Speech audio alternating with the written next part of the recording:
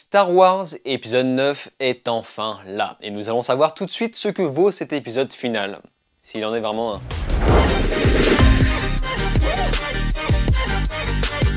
Salut à tous, c'est Vince, alias MRGame, et laissez-moi vous dire que je suis plutôt content de la première vidéo AmerVlog consacrée à The Mandalorian qui a un peu décollé, même si visiblement les gens ont un peu de mal à se mettre d'accord.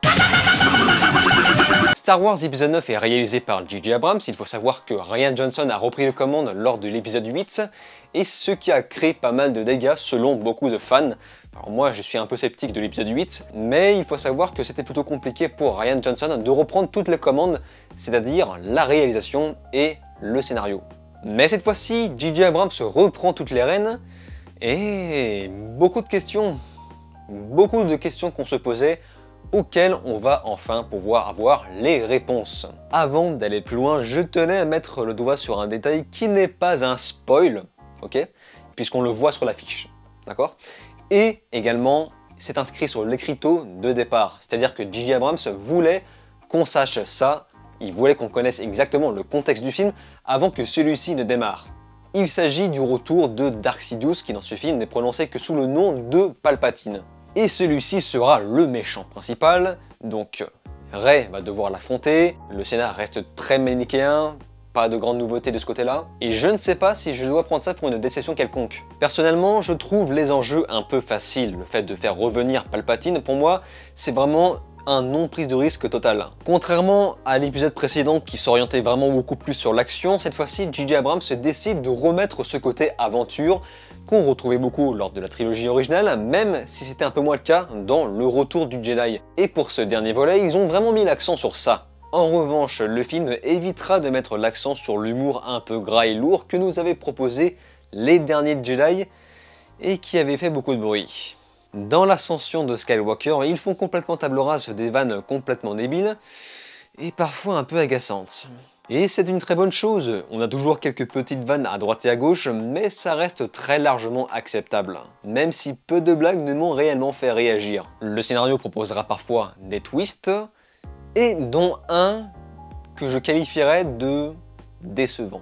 Un twist décevant mais inéluctable sur les origines de Rey, mais de ce point de vue, le film était obligé de nous décevoir car tellement de gens ont créé de théories à droite et à gauche sur les origines de Rey que forcément les scénaristes devaient piocher parmi l'une d'entre elles. Mais heureusement que l'intégralité du film ne se repose pas sur ce twist en question.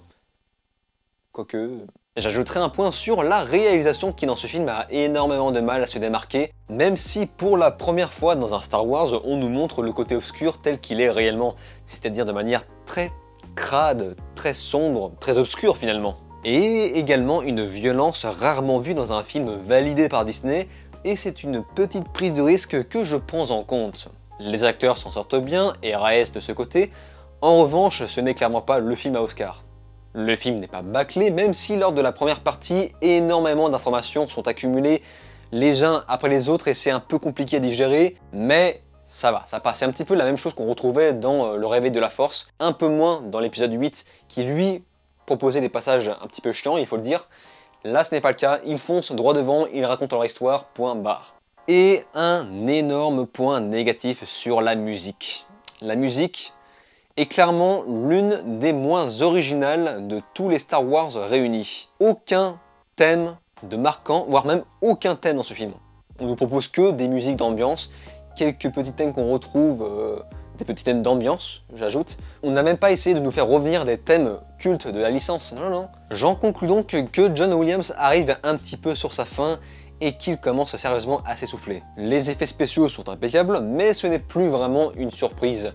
J'ajoute aussi que Carrie Fisher présente dans ce film n'est pas faite en digital 3D, elle a été créée à partir de rushs trouvés lors des scènes coupées, tournées lors des précédents films, que l'équipe technique a eu du mal à reconstituer avec la bonne lumière, le bon cadrage et tout ça, pour essayer de créer des scènes assez cohérentes finalement, qui collent parfaitement dans ce film, et je dois dire que le travail est assez impressionnant, voire extraordinaire. C'est clairement le film qu'on aurait pu avoir si Carrie Fisher était encore vivante, paix à son âme.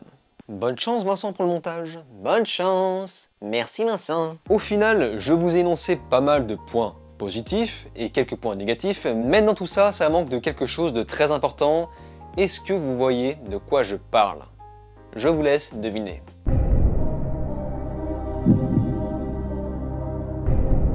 Ça manque cruellement d'émotion. Pour un épisode final, le côté émotif ne m'a pas du tout convaincu, et pour la simple raison que les personnages ne sont pas du tout attachants. Très peu auront été réellement développés, peu de personnages ont un caractère propre à eux, beaucoup se ressemblent, les 2/3 des personnages ajoutent quelques pierres pour faire avancer l'histoire, mais la personnalité de ces derniers est cruellement vide. Leurs caractères se ressemblent beaucoup, et leur arc narratif se conclut selon moi beaucoup trop rapidement, ce qui fait qu'on s'en fout un petit peu finalement. De plus, le film ne propose jamais de grands moments, à part quelques petites séquences à droite et à gauche, le film n'a pas son moment à lui, son moment épique qui fait qu'on se souviendra de ce film, pas de grande musique non plus, et surtout très peu, voire aucune prise de risque. Contrairement à Star Wars 8 qui lui en proposait, mais selon moi, de mauvaises prises de risque. Ce Star Wars qui est la finalité de cette saga culte est en fait une ligne droite. On avance, on raconte l'histoire, point, barre. Est-ce que ce film est une déception? Je dirais que non, car je savais à l'avance à quoi m'attendre. Mais est-ce que vous considérez ce film comme une déception? À vous de me le dire dans les commentaires. En attendant, je vous invite à vous abonner à ma chaîne, liker, partager et me rejoindre sur les réseaux sociaux pour connaître l'actualité de mes prochaines vidéos. Je vous dis alors ciao et à la prochaine.